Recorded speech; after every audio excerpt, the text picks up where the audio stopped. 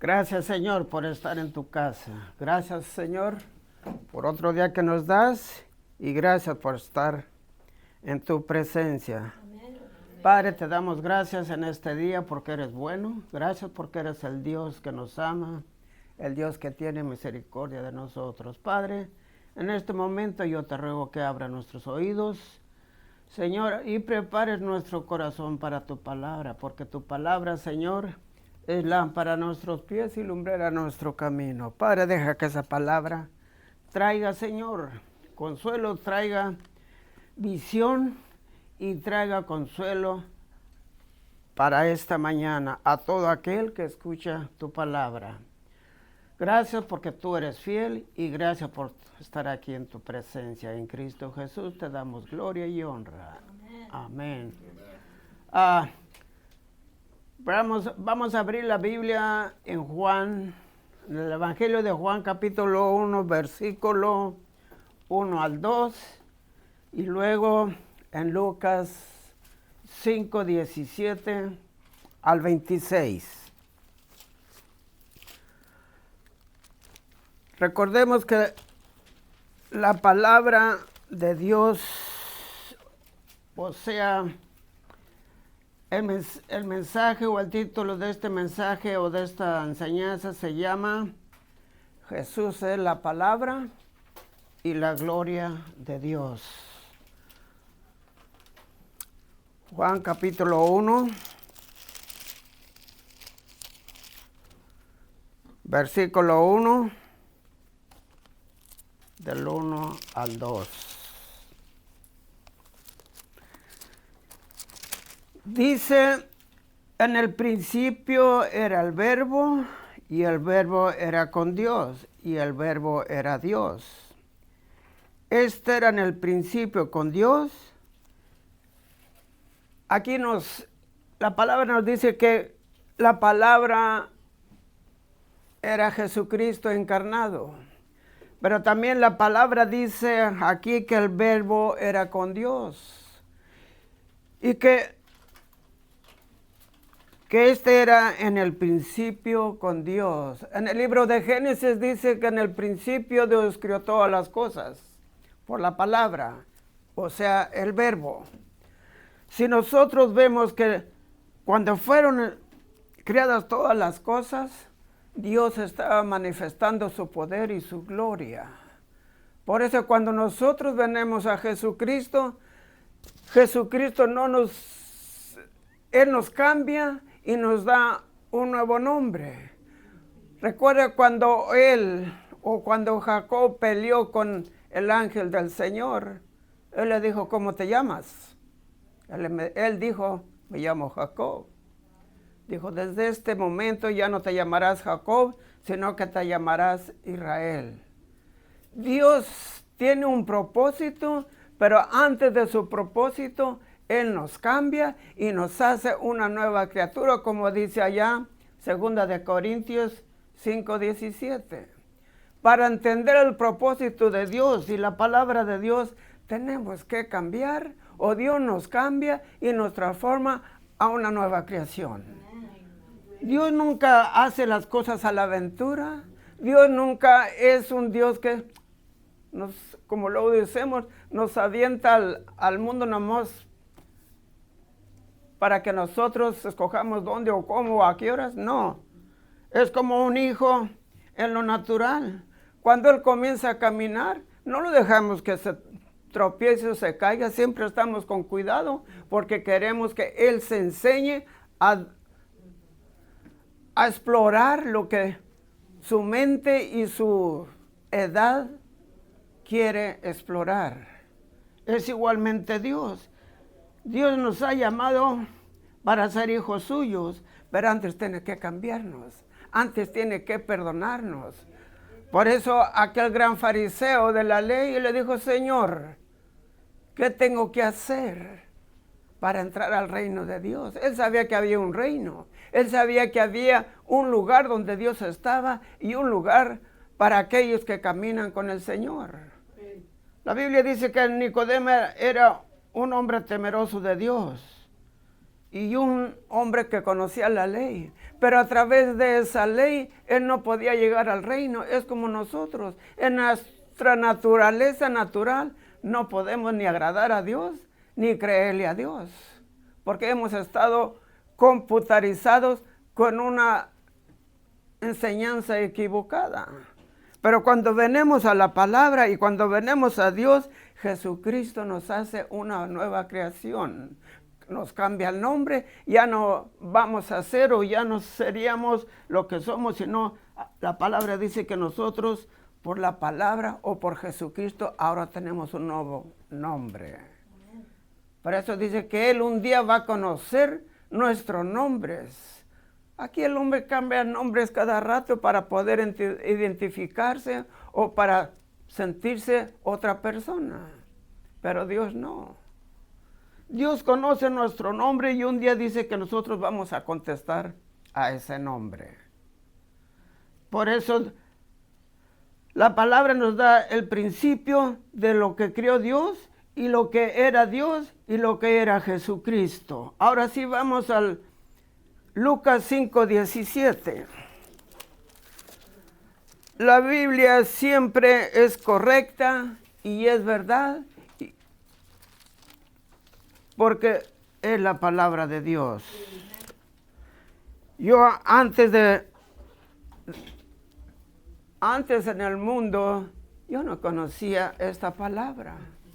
Pero ahora cuando vine al Señor o el Señor me dio el conocimiento, la revelación por su Espíritu, ahora entiendo esta palabra, no toda, pero entiendo qué vino a hacer Jesús y qué soy ahora en Jesús y quién es Jesús y quién es Dios. Lucas 5:17. Vamos a leer. Dice Jesús hablando con sus discípulos o aquellos que se reunían o aquellos que tenían el deseo de escuchar la palabra que Jesús traía. Dice Jesús respondió: mi Padre hasta ahora trabaja y yo trabajo. Por eso los judíos aún más procuraban matarle, porque no solo quebraba el día de reposo, sino que también decía que Dios era su propio Padre, haciéndose igual que Dios. El Señor Jesús nunca dijo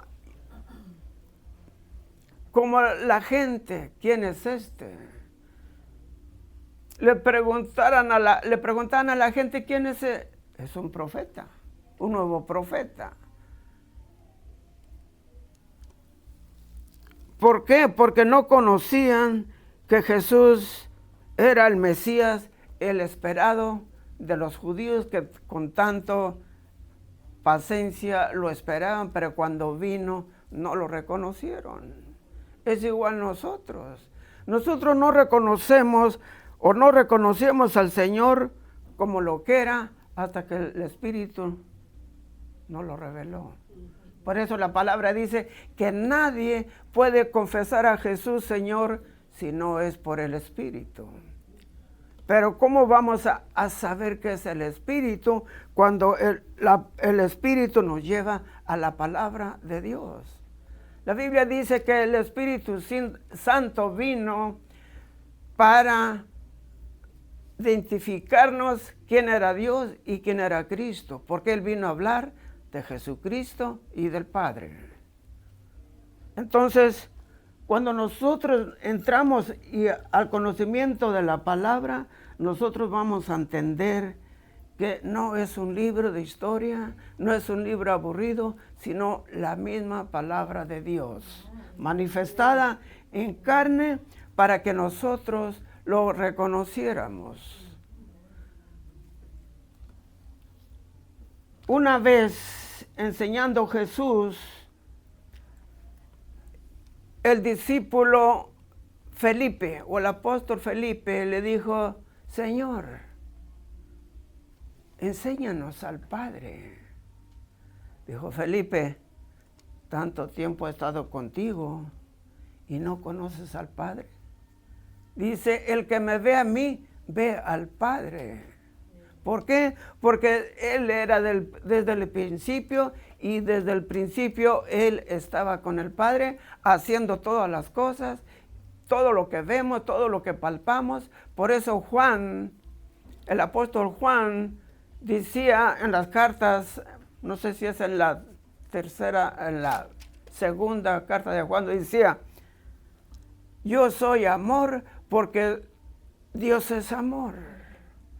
Dios no nos amó porque éramos, decía un pastor, no éramos unas joyas, unas perlas, sino éramos lo peor del mundo. Pero cuando Él murió en la cruz, Él, a todo aquel que lo reconociera, a todo aquel que lo confesara, Él lo haría nueva creación o hijo de Dios. Muchas veces yo oigo a personas que dicen, pues yo soy hijo de Dios. Yo una vez en mi trabajo les estaba compartiendo la palabra y dando testimonio, y le digo, ahora yo soy hijo de Dios. Me dice uno, ¿y yo quién soy? Le digo, tú eres creación de Dios. Porque solamente los hijos de Dios son aquellos que han recibido a Jesús como lo que es. No, dice Jesús era un profeta, Jesús. No, Jesús era más que profeta, Jesús era el Hijo de Dios. Y yo te lo puedo comprobar con la palabra. No, dice, yo creo en Mahoma, porque ese fue revelado a nuestro líder. ¿Quién es tu líder? ¿Vive tu líder? No sé. Le digo, pues mi líder y mi Dios viven. Y yo hablo no de historia, sino de presencia, de presente. Se me queda viendo. Ok. Pero déjeme decirle ahí, en Juan, no tenemos que ir allá, pero en Juan 14 dice, Jesús es el camino, Jesús es la verdad y Jesús es la vida eterna. Amén. Muchos creen que nuestra vida o nuestra existencia aquí en la tierra es todo lo que hay. Por eso mucha gente no entiende las cosas. Pues el día que yo me muera se acabó todo. O el día que yo me muera ya no voy a ver o sentir lo que siento ahorita. No. Eso solamente nos lleva al principio de la vida, la cual Dios nos dio o les dio a aquellos hombres que fue Adán y Eva en el huerto del Edén.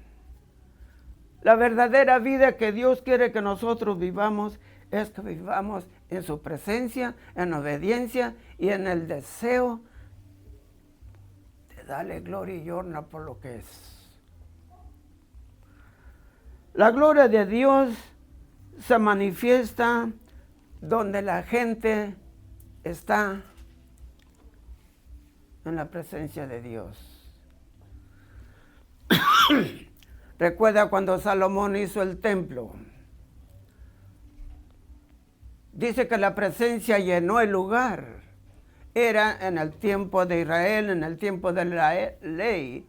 Pero ahora la palabra de Dios dice que nosotros somos ese templo en el cual podemos glorificar a Dios y manifestar la gloria de Dios. ¿Cómo? Cuando Dios ve que están, por eso dice la palabra, donde 2 o 3 están reunidos en su nombre, Él está en medio de nosotros. O sea, su gloria, su presencia. Y cuando está su presencia de Dios, la presencia de Dios, la gloria de Dios se manifiesta. Allá en ese templo que Salomón construyó, dice que la presencia fue manifestada, que no pudo enseñar el sacerdote, porque la gloria de Dios lo llenaba todo. A veces cuando Dios tiene el propósito y ve el propósito de la gente, Dios se manifiesta. Él no se manifiesta donde está toda la cosa en desorden. Dios es un Dios de orden. ¿Por qué? Porque Él es el Dios que merece gloria y honra. En el último libro del Viejo Testamento, si vamos ahí, que es Malaquías, Él conoce al hombre y conoce las intenciones del hombre y conoce lo que el hombre desea. A veces nosotros decimos, pues yo creo en Dios, yo sé que hay un Dios, yo sé que hay un Dios que me mira. Si creemos eso, ¿por qué no obedecemos a Dios? En Malaquías capítulo 1,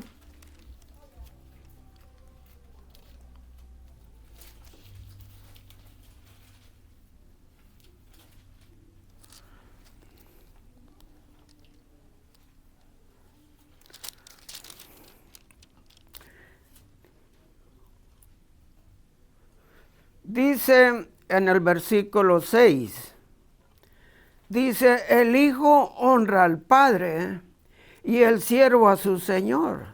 Si pues yo soy su padre, ¿dónde está mi honra? Y si yo soy señor, ¿dónde está mi temor? Dice Jehová de los ejércitos, a vosotros, oh sacerdotes, que menospreciáis mi nombre, y dices, ¿en qué te hemos menospreciado?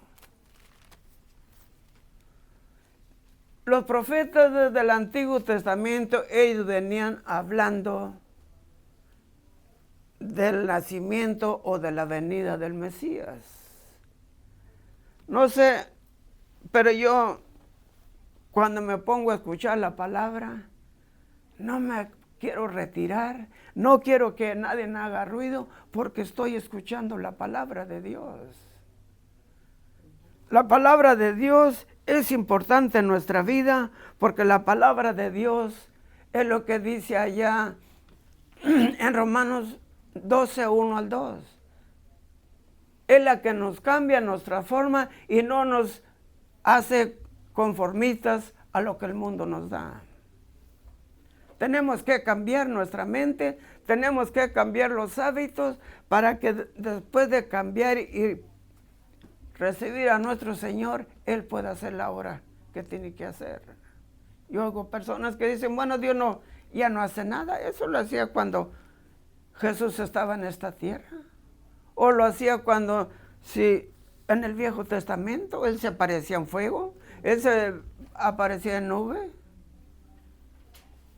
No, Dios es vivo, Dios es fiel, y cuando el Señor Jesús antes de irse le dijo a aquellos creyentes, dijo, yo rogaré al Padre para que les mande un consolador, un fortalecedor. ¿Por qué les decía eso? Porque cuando Él les dijo, voy a regresar al Padre, voy a sufrir por los hombres de la ley, por aquellos grandes hombres de la ley, por aquellos sacerdotes, me van a hacer esto y esto, y Él estuvo diciendo todo lo que se entristecieron. Le dijeron, pues no, que el Mesías no iba a morir, no, que el Mesías era eterno. Dice en el 14 del libro de Juan, el capítulo 14, dice, no se turbe vuestro corazón. Si crees en Dios, creer en mí. Él les estaba diciendo quién era Él y a dónde iba Él, pero Él, antes de irse, les mandó un consolador. Por eso en el libro de los Hechos, capítulo 1, parece que es, y versículo 8, dice que allí fueron llenos del Espíritu Santo. Y en esa llenura del Espíritu Santo, el apóstol Pedro, aquel que lo negó, aquel hombre temperamental que era, ahí agarró lo que él antes decía, yo voy a la cruz por ti, yo voy a morir por ti. No, muchas veces nosotros hablamos sin conocer o sin saber lo que hablamos. Pero cuando es basado en la palabra de Dios, usted está hablando lo que Dios quiere que usted sepa y lo que Dios quiere que usted sea. Dios en su misericordia nos dio vida. La Biblia dice que por su misericordia y por la gracia de Dios, ahora nosotros somos hijos de Dios o recibimos el perdón de Dios para ser hijos de Dios. Muchas veces yo veo a la gente hacer cosas porque dicen, tengo que hacer esto para ser buena gente, tengo que hacer esto para un día estar con Dios. No, las cosas que hacemos aquí buenas son buenas para la sociedad, son buenas para llevarnos bien como vecinos y como prójimos, pero no para estar en la presencia de Dios. En Juan 6:63 es un capítulo que cuando Jesús estaba hablando, la gente, dice que mucha gente que lo seguía se fueron retirando. La Biblia dice que la palabra de Dios es espíritu y es vida. La palabra de Dios no es una palabra como nosotros, palabra de hombre. Juan 6, versículo 63. Dice, el espíritu es el que da vida. La carne para nada aprovecha las palabras que yo os he hablado. Las palabras son espíritu y son vida. La palabra de Dios es espíritu y cuando llega a nuestro espíritu, allí agarra vida el hombre. ¿Se acuerda cuando el hombre fue hecho desde la tierra? Dios lo hizo. La Biblia no dice, yo creo que se levantó, pero era una, como decimos acá, una momia, una estatua. Pero cuando Dios sopló el espíritu de vida, el hombre tuvo vida. En el libro de Ezequiel, cuando Dios le dijo al profeta, dijo, Ezequiel, lo llevó a un monte, a un llano, y le dijo, Ezequías, ¿qué miras? Dice, un monte, un llano lleno de huesos secos. Dijo, ¿tú crees que esos huesos pueden levantarse? Dijo, tú lo sabes, Señor. Dijo Ezequías, háblale a esos huesos. Y Ezequías les habló y empezaron los huesos a juntarse. ¿Por qué? Porque era la palabra de Dios que estaba hablando el profeta. Cuando nosotros hablamos la palabra de vida, esa palabra, si usted camina con Dios, esa palabra va a traer vida a otros. Porque no está hablando su palabra, sino la palabra de Dios. Por eso cuando Jesús hablaba, Él hacía milagros, Él hacía señales, Él hacía prodigios. Pero Él mismo decía, lo hace mi Padre. Porque yo no hago nada sin que el Padre me diga, yo no hablo nada, yo no hago nada, si no veo al Padre, que Él lo hace. El Padre trabaja y yo trabajo. El trabajo de Jesús era o vino para darnos vida, pero antes de darnos vida, Él vino para darnos el perdón. Ahora nosotros podemos caminar en esa palabra, porque en esa palabra nosotros vamos a encontrar y a recibir lo que Dios tiene. Juan 17:17 dice, santificados por la palabra, porque la palabra es verdad. Y yo me gusta mucho leer los salmos. Y en el Salmo 19 hay unos capítulos o versículos que nos dicen lo que nosotros tenemos a través de Jesucristo. Salmo 119, vamos a leer el versículo 9. 119, 9.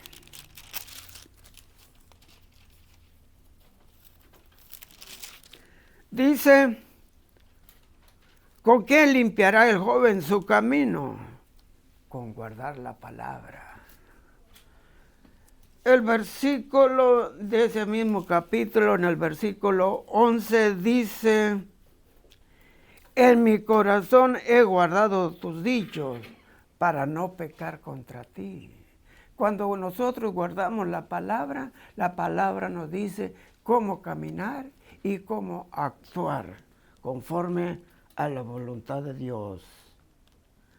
Ahí en ese mismo Salmo, versículo 17, dice: haz bien a tu siervo que viva y guardará la palabra.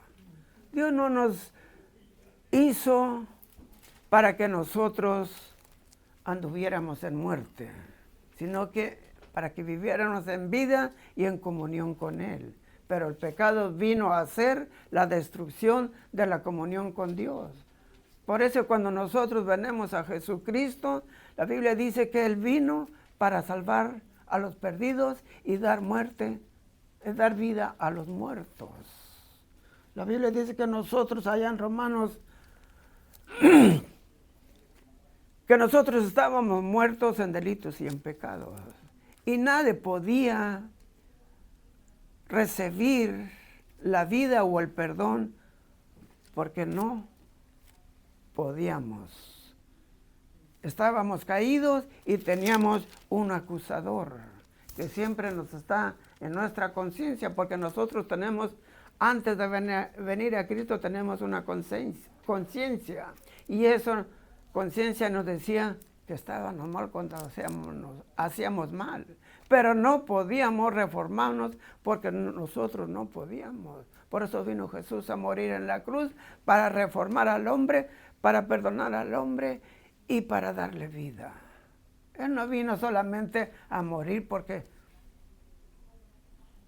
tenía que morir, no. Él le dijo a sus discípulos: yo pongo mi vida, yo doy mi vida, nadie me la quita, porque yo tengo poder para darla y poder para recibirla. Él sabía lo que el Padre tenía para él y él sabía el propósito por el cual él había venido a este mundo. Vamos a leer esta última escritura en el mismo Salmo 119, 38. Dice: conforme a tu palabra, confirma tu palabra a tu siervo que te ame. Él mandó la palabra para que a través de su palabra, o Jesucristo, nosotros pudiéramos amar al Padre y amar al Hijo. Y cuando nosotros amamos al Padre y amamos al Hijo, podemos amar a nuestro prójimo. Eso fue el propósito de Dios y ese es el propósito para nosotros en este tiempo. ¿Por qué? Porque en la unidad está la victoria y está la bendición. Es un salmo también que a mí me gusta, Salmo 133. Vamos a leerlo porque son 3 capítulos.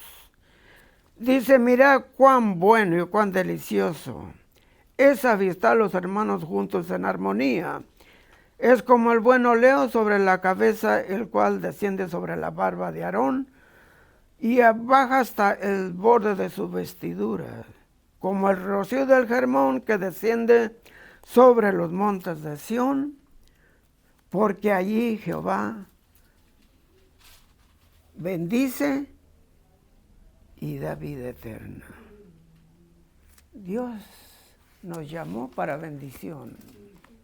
Todo lo que nosotros encontramos en nuestro caminar no es que Dios nos lo mande, sino que tenemos un acusador y Él siempre anda acusándonos. Pero cuando nos acusa, Dios, si encuentran algo, Dios nos da la oportunidad de volver a arrepentirnos y continuar la relación con Dios. Por eso nos dejó Primera de Juan 1:9. Esa no es para el pecador, eso es para el creyente. ¿Por qué? Porque nosotros, aunque ya no nos deleitamos en el pecado, todavía somos pecadores. Todavía hacemos de vez en cuando cosas que no le agradan a Dios. pero Dios tiene misericordia. ¿Por qué?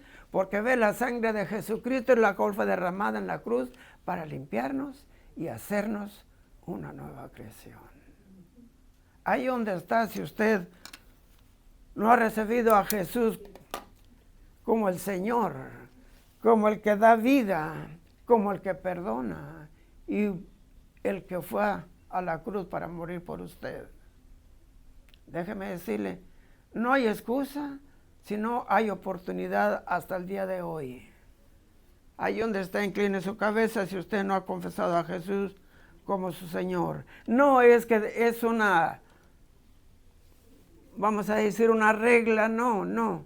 Pero la Biblia dice que si nosotros creemos en Dios tenemos que confesarlo. Es por ejemplo, cuando usted amaba a alguien, usted lo confesó. Cuando usted amaba a alguien, lo buscaba, le llamaba y cuantas cosas hacía para poder tener la comunión con ella. Estoy hablando cuando nosotros éramos jóvenes, cuando andábamos de novios y cuando aquella novia no nos hablaba, nosotros estábamos impacientes por oír su voz, por escuchar su voz. ¿Por qué? Porque la amaba. Así es igualmente nuestra vida con el Señor. Él nos amó y Él desea que nosotros también lo busquemos y que le amemos, le digamos, te amo, Señor. Gracias, Señor, por lo que hiciste. Ahí donde está, incline su cabeza. Y si usted hace esta oración, déjeme decirle, Dios escucha las oraciones que las hacemos de corazón. Padre, yo te doy gracias en esta mañana.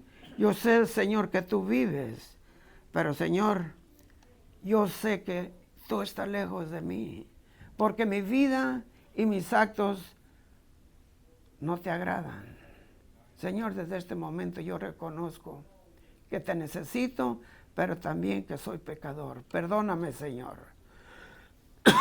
Perdóname todos mis pecados. Y gracias. Gracias por Jesucristo que fue a la cruz para limpiar y lavar mis pecados.